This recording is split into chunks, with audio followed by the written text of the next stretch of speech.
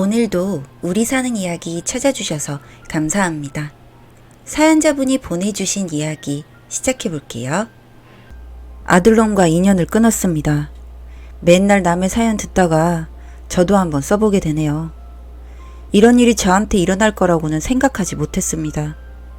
저 혼자 아들 하나 있는 거 정말 열심히 키웠습니다. 애 아빠는 아주 젊은 시절 이미 바람나서 딴 여자랑 살고 있고 지금은 어떻게 사는지 소식도 모릅니다. 그래도 지 자식이라 궁금해할 줄 알았는데 그런 것도 없는 매몰찬 사람이었죠. 정말 혼자 아등바등 열심히 키워서 사회인 만들어 놓았을 때 뿌듯했습니다. 그렇게 열심히 직장 다니더니 결혼한다고 섹시한 아를 데리고 왔는데 너무나 순해 보이고 착해 보이는 아이였습니다. 조금 이른 나이이긴 했지만 빨리 자리 잡는 것도 나쁘지 않다 생각하여 조금 무리해서 결혼을 시켰고 저는 혼자가 되었지만 괜찮았습니다. 워낙 착하고 어린아이라 남편한테도 잘하고 저에게도 정말 살갑게 잘했습니다. 처음에는 수줍음이 많아 저에게 다가오기 힘들어했지만 가까이 살면서 자주 보고 쇼핑도 다니고 맛있는 것도 먹고 하니 정말 딸처럼 친해지더군요.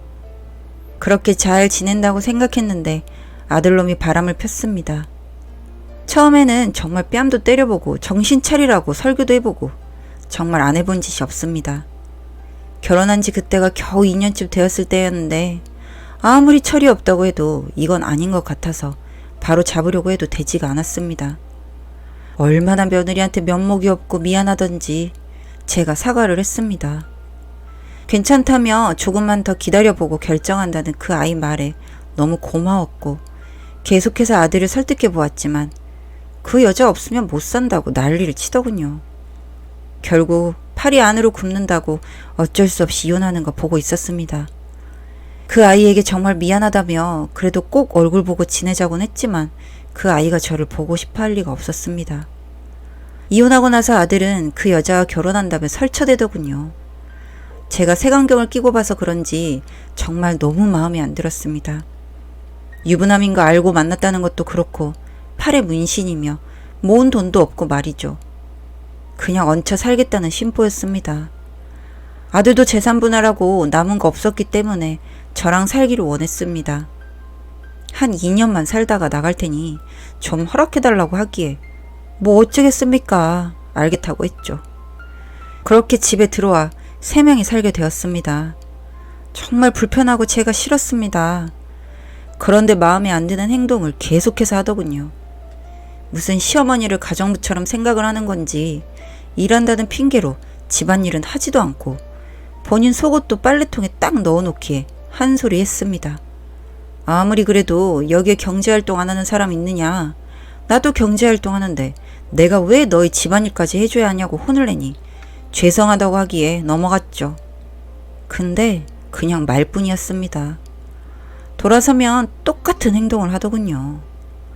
제가 100번 양보해서 앞으로 속옷 정도는 직접 빨아 입도록 해라 라고까지 말했는데 쉽게 고쳐지지 않았습니다. 집에서 밥을 하나, 반찬을 하나, 청소를 하나 그저 하는 것은 설거지 가끔이고 지들 둘이 밥 딱 먹고 들어올 때는 정말 열이 받더군요. 괜히 같이 살아서 내 수명만 단축되는 것 같은 기분이고 제 원래 며느리였던 그 아이가 너무나 그리웠습니다. 그러는 와중에 이 아이가 임신을 했다고 하더군요. 저도 사실 너무 기뻤습니다. 밉기는 했지만 임신했다고 하니 얼마나 좋겠습니까? 그 이후로 정말 제가 별거 다 해주고 집안일이면 뭐며 하나 시키지 않고 제가 다 했습니다. 원래 제가 다 했지만은요. 그렇게 일주일쯤 지났을까 갑자기 할 말이 있다기에 뭐냐고 하니 임신이 아니었다고 하더군요. 생리를 안 해서 테스트기 해보니 희미하게 줄이 나와 임신인 줄 알았는데 아니었다고 하면서요. 진짜 저를 갖고 노는 건가 싶어 화가 났지만 그럴 수도 있겠다 싶어서 넘어갔습니다. 그런데 생활을 계속 하다 보니 얘가 제 머리 꼭대기에서 자꾸 놀아날 생각을 하는 것 같아서 기분이 좋지 않았습니다. 무슨 일만 있으면 자꾸 피하려고 하고요. 예를 들면 오늘이 시아버지 기일이니 일찍 들어와서 좀 도우라 하면 꼭 그날 무슨 일이 생기더군요. 처음에는 그럴 수도 있겠다 싶어서 넘어가곤 했는데 그게 자꾸 반복이 되다 보니 뭐라 할 수도 없고 열이 받는 상황이었습니다. 전에 며느리였던 아이와는 계속 연락을 주고받았습니다. 저를 정말 가까운 사람이라 생각했던 모양인지 늘 어떤 날마다 문자 보내고 살갑게 굴더군요. 저도 예뻐하지 않을 수가 없었죠. 미안한 마음도 컸고요. 제가 일하는 곳에 잠깐 왔다기에 커피 한잔 했습니다. 요즘 어떻게 지내는지 묻고 일상적인 대화를 했는데 그걸 새 며느리가 봤나 봅니다. 그날 저랑 아들한테 난리를 치더군요. 결국 나 내쫓고 다시 그 여자 들여오려고 어머니가 만나는 거 아니냐면서요. 아들은 나는 절대 그런 거 모른다, 알지도 못한다 하면서 발 빼고 저한테 다 탓을 돌리더군요. 어쨌든 제가 만난 것은 맞으니 아들과는 관계없고 그냥 나랑 친하게 지내는 것이니 오해하지 말라고 했습니다. 내가 왜 며느리 앞에서 이러고 있어야 하는지는 모르겠지만 어찌 보면 기분이 나쁠 수도 있겠다 싶어 최대한 사과했습니다. 그래도 난리를 치면서 방방 뛰더군요. 결국 조강지처한테 돌아가려고 준비 중이었냐면서요. 계속 그러니 아들이 저한테 짜증을 내더군요. 왜 괜히 그년 만나서 이 사단을 만드느냐고요. 듣고 갑자기 화가 났습니다. 그 아이 잘못한 거 하나 없는데 너한테 인연 져준 소리까지 들어야 하냐고요. 네가 바람 펴서 이혼했으면 미안한 줄이나 알 것이지 막말까지 하면 되냐고 호통을 쳤더니 지금 누구 편을 드냐면서 걔가 엄마 며느리냐고 화를 내더군요. 내가 아들을 잘못 키웠나 싶었습니다. 그래도 정말 성실하고 착하고 그런 아이인 줄 알았는데 두 번째 부인 만나더니 애가 점점 이상해진 것 같아서요. 다 짜증나니까 그냥 나가서 살라고 했습니다. 나도 안 보고 살면 속 편하다고요. 그러니 돈 달라고 하더군요. 돈이 있어야 나가 살지 하면서요. 돈 맡겨놨나? 여태 키워주고 돈 대줬으면 됐지 뭔 또 돈을 달라고 하냐니까 원래 집에서 다 돈 대주고 하는 거랍니다. 듣고 어이가 없어서 이렇게 모자란 놈이었나 싶더군요.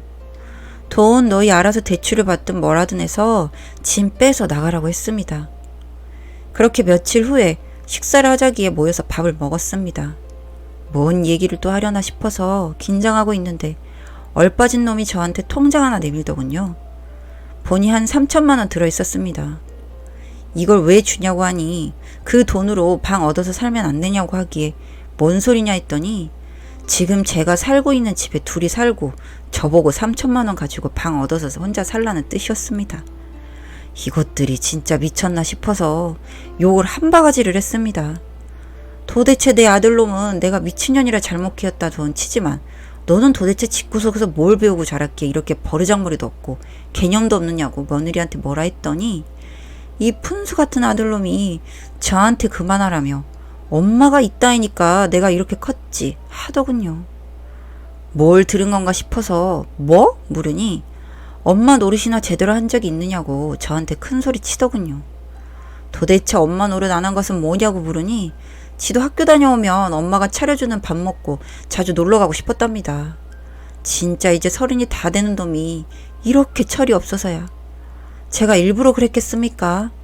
여자 혼자 애 키우는데 어떻게 집에 가만히 붙어 있겠습니까?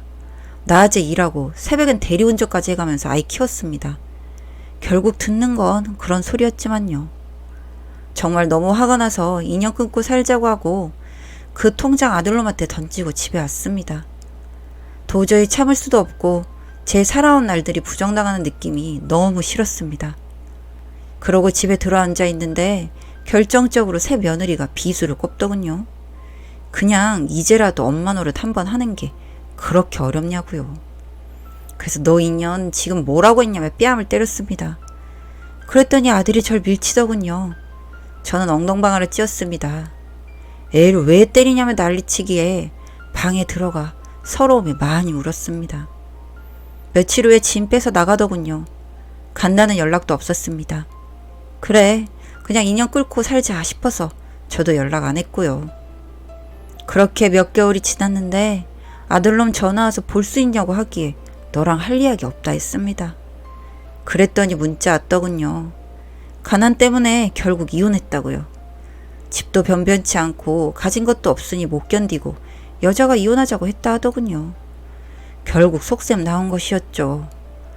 뭐 어떻게 엄마도 좀 좋은 집 살고 남자 직장도 괜찮은 것 같아서 꼬드겼는데 알고 보니 집불도 없고 엄마는 아들한테 돈 줄 생각도 없어 보이니 그냥 포기하고 간 것이겠죠.